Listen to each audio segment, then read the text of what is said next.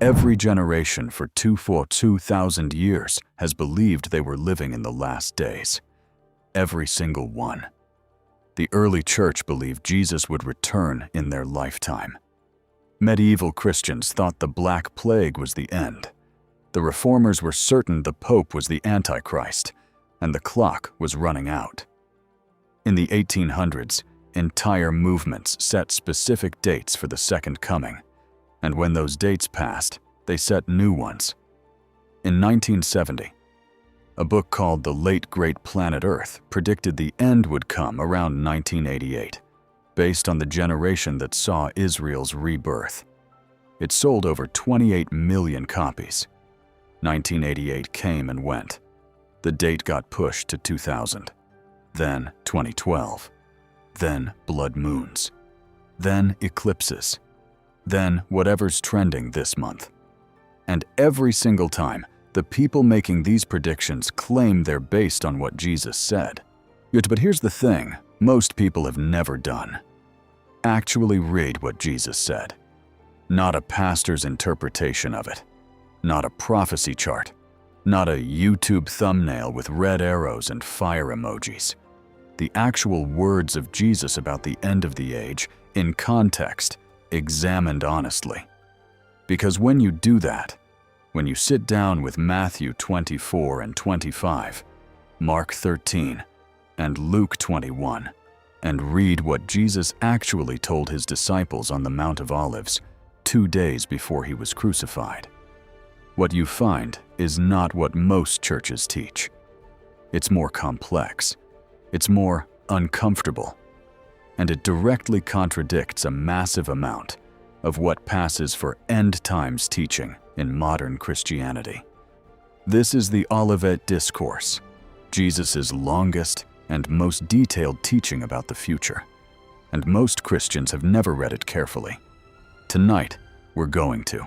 Now, to understand what Jesus said, you have to understand what triggered the conversation.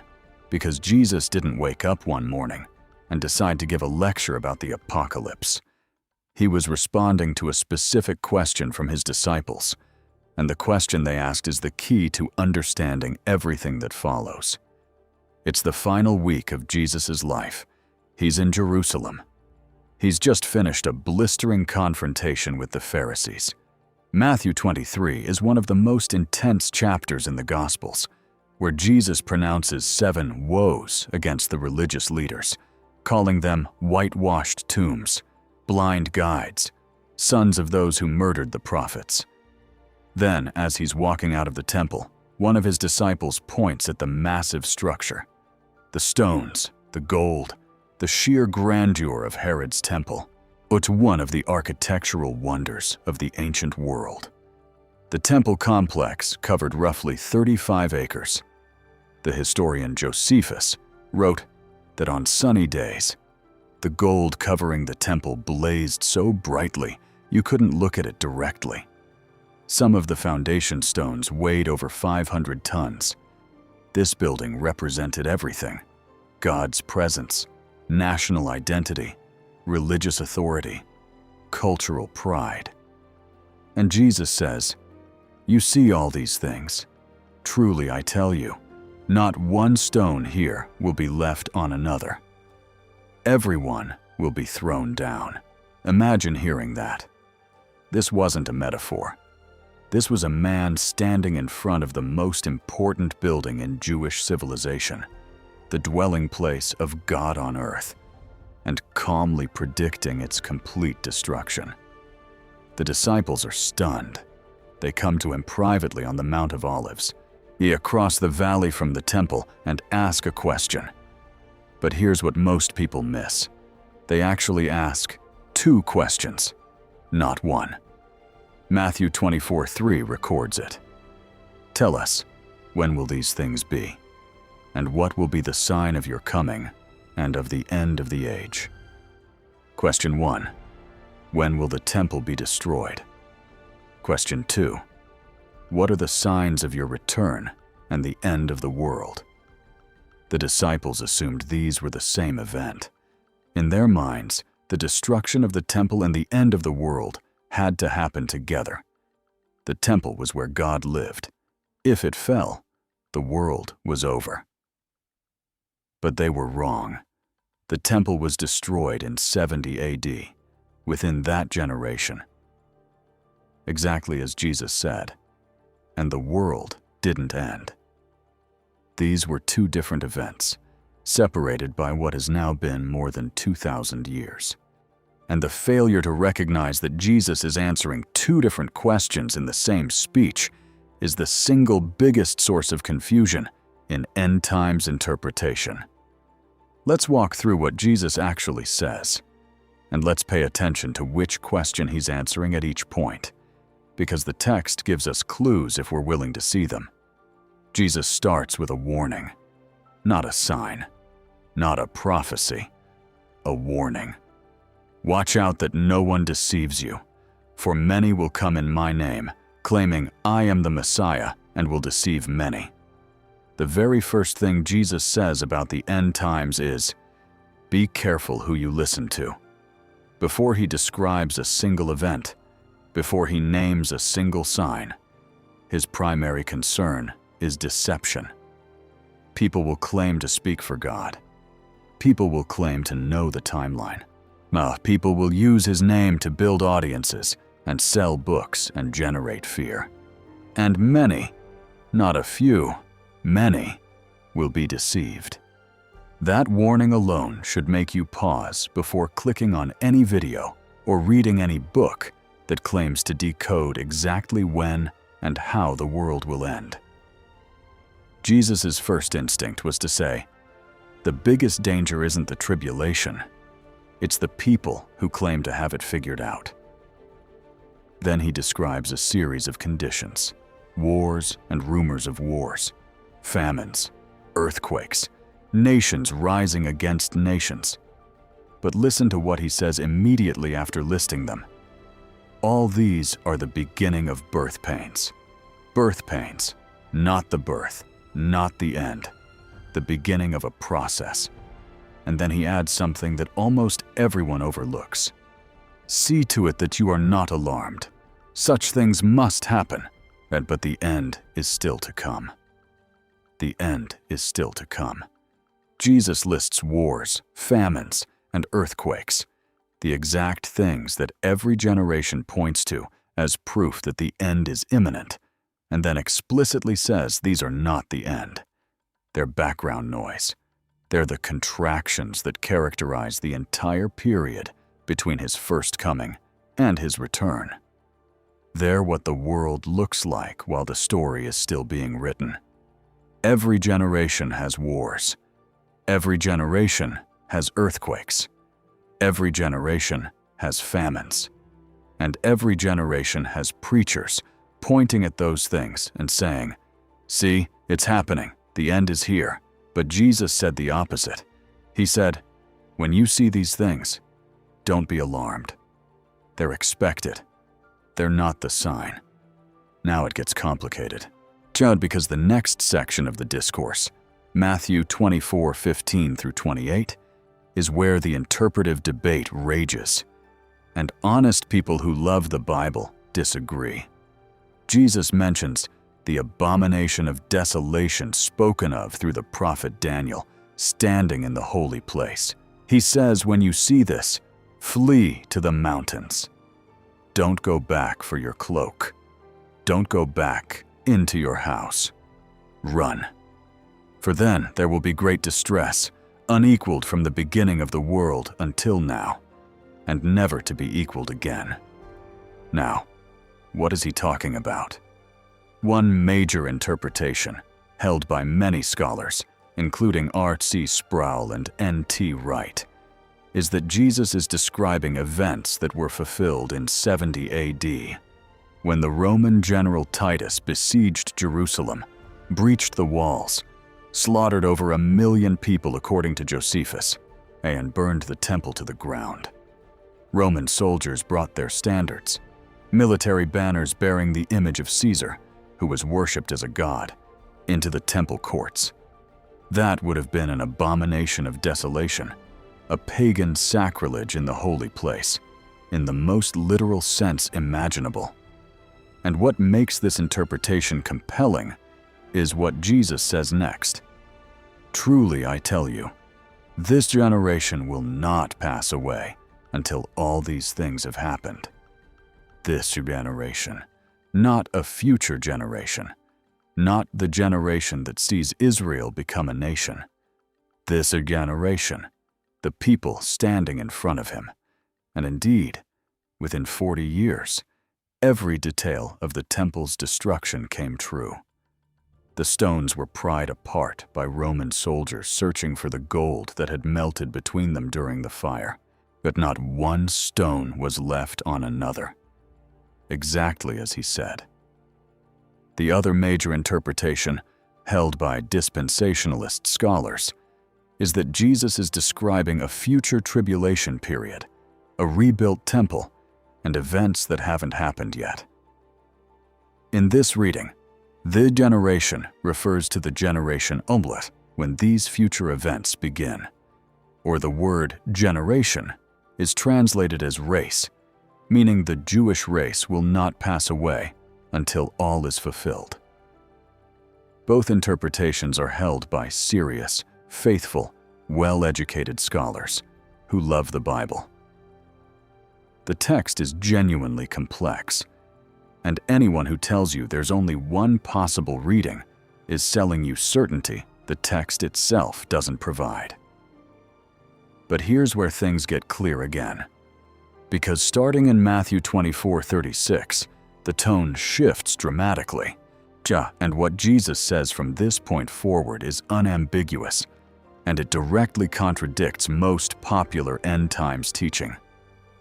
But about that day or hour, no one knows, not even the angels in heaven, nor the Son, but only the Father. Read that again. No one knows, not the angels, not even Jesus himself, in his human nature, claims to know the timing. Only the Father.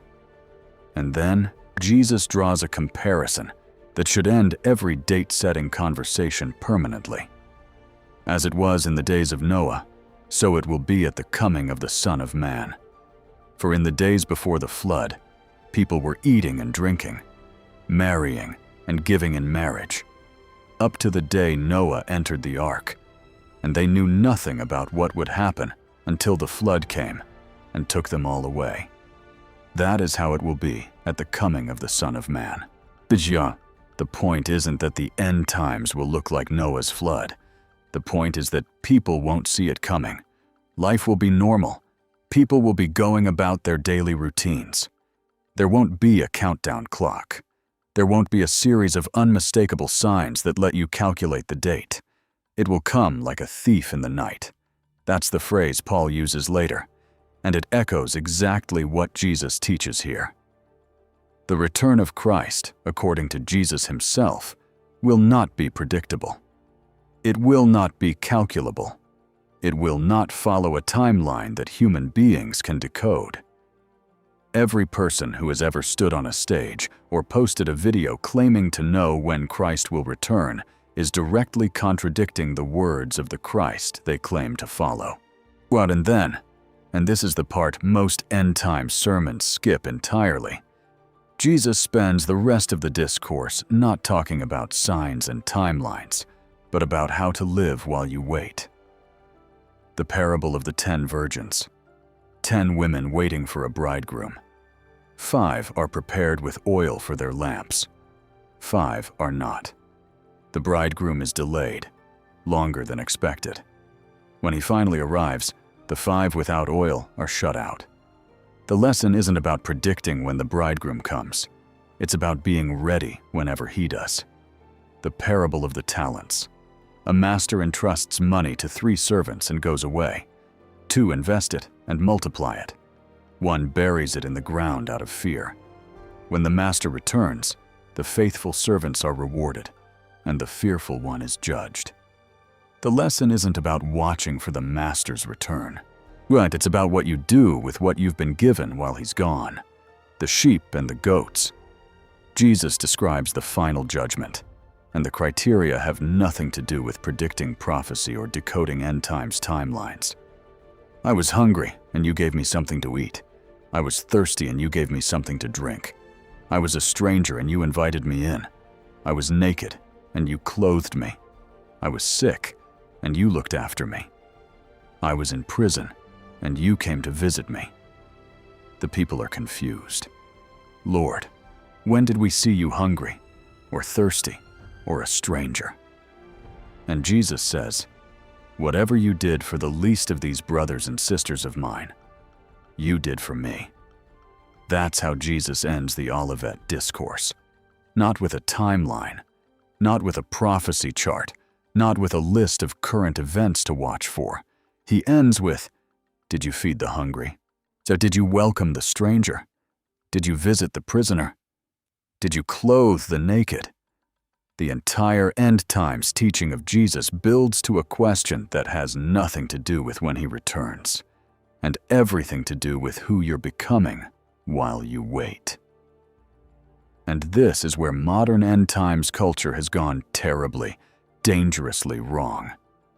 A massive segment of Christian teaching has turned the Olivet Discourse, which Jesus concluded with parables about faithfulness, generosity, and service, into a fear-driven, prediction-obsessed industry. Books, movies, conferences, YouTube channels, all dedicated to the question Jesus explicitly said, "No one can answer. When?" Meanwhile, the questions Jesus actually told his followers to care about: are you ready? Are you faithful? Are you serving? Get almost no attention. Think about the proportions. That Jesus spent a few verses listing the signs, and even then, told his disciples not to be alarmed by them. He spent the rest of the discourse, 3 full parables, taking up most of Matthew 25, talking about character, faithfulness, and compassion. The church has inverted that ratio. We spend 90% of our end times energy on the part Jesus minimized and 10% on the part he emphasized. Here's what's striking when you actually read the text honestly. Jesus doesn't give his disciples a system. He doesn't hand them a chart. He doesn't tell them to track global events and match them to scriptural checklists. He tells them 3 things. First, don't be deceived. People will use his name to mislead you. The primary danger in the last days isn't natural disasters or wars or famines. It's false teachers. It's people who claim to speak for God, but lead you away from what actually matters. Second, don't be afraid. Wars and rumors of wars are not the signal to panic. Earthquakes and famines are not the sign that the clock has run out. These things will happen. They've always happened. They're the soundtrack of a broken world awaiting redemption. Don't let them terrify you into abandoning your post. Third, be ready. Not by calculating dates, not by building bunkers, not by obsessing over which current event matches which prophecy. Be ready by being faithful, by being generous, by being present to the people around you who are hungry, thirsty, naked, sick, imprisoned, and alone. That's it. That's the Olivet Discourse. The most important prophetic teaching Jesus ever gave boils down to don't be deceived, don't be afraid, and take care of each other. Every generation has believed they were the last one, and every generation has been wrong. Not because the Bible is wrong, but because every generation reads its own headlines into the text and mistakes its own anxiety for divine revelation. The early church expected Jesus back within years. Medieval Christians were certain the end had arrived during the plague. The reformers thought the papacy was the Antichrist, signaling the final hour. Hal Lindsey thought it was 1988. Others said 2000. Then 2012. Then the blood moons. Then something else. And in every case, the people making these predictions did the same thing. They took the part of the Olivet discourse that Jesus told them not to obsess over and built their entire theology around it, while ignoring the part he actually emphasized. But Jesus didn't say, "Figure out the timeline." He said, "Be ready." He didn't say, "Decode the signs." He said, "Don't be deceived." He didn't say, "Watch the news and match it to Revelation." He said, "Feed the hungry, clothe the naked, visit the prisoner." And maybe the most radical thing about the Olivet discourse isn't any prediction about the future. It's the question it forces you to ask about the present. If Jesus came back tonight, not in a year, not after a 7-year tribulation, not after a series of signs you've been tracking, if he showed up right now at your door and asked you one question, what did you do with what I gave you? What would your answer be? Because according to Jesus, that's the only question that matters. Not when, not how, not which headline matches which prophecy. What did you do? That's the entire Olivet discourse. The wars, the signs, the parables, the sheep and the goats. All of it points to that single question. And it's the one most end times teaching never gets around to asking. Maybe that's the real deception Jesus warned about. Not that someone would name the wrong date, but that the obsession with dates would distract an entire generation of believers from the one thing he actually told them to do. Be faithful, be generous, be ready, and take care of each other until he comes. That's what Jesus actually said about the last days. And it's enough. If this changed how you read Matthew 24, the story of what the book of Revelation actually meant to its original audience, and why most modern interpretations miss the point entirely, is even more surprising. I tell the whole thing in my next video, but subscribe so you don't miss it.